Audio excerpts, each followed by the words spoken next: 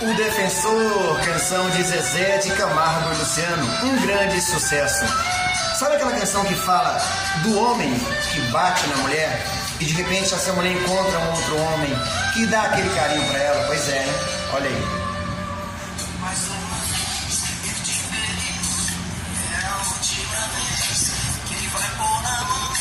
Essa canção fez um grande sucesso porque é uma canção que retrata a realidade de muitas mulheres que sofrem em casa com alguns homens agressivos, alguns relacionamentos abusivos e coisas dessa natureza que faz um pouco da beleza da mulher ficar perdida por ali, sabe?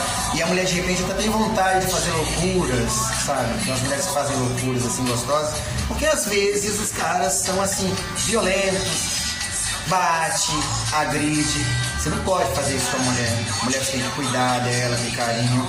E esse grande sucesso do Zezé de Camargo e Luciano, O Defensor, é uma canção que veio falando por dentro da mulher, assim, sabe? Aquela mulher sofrida, que trabalha pra caramba.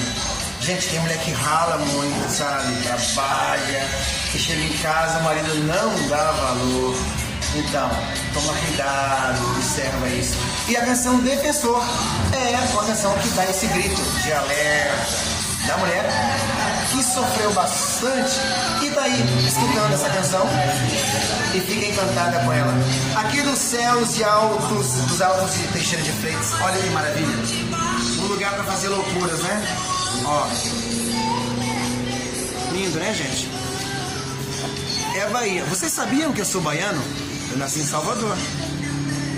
Só que eu perdi meu sotaque em algum lugar que eu não lembro. Mas eu vou achar ainda.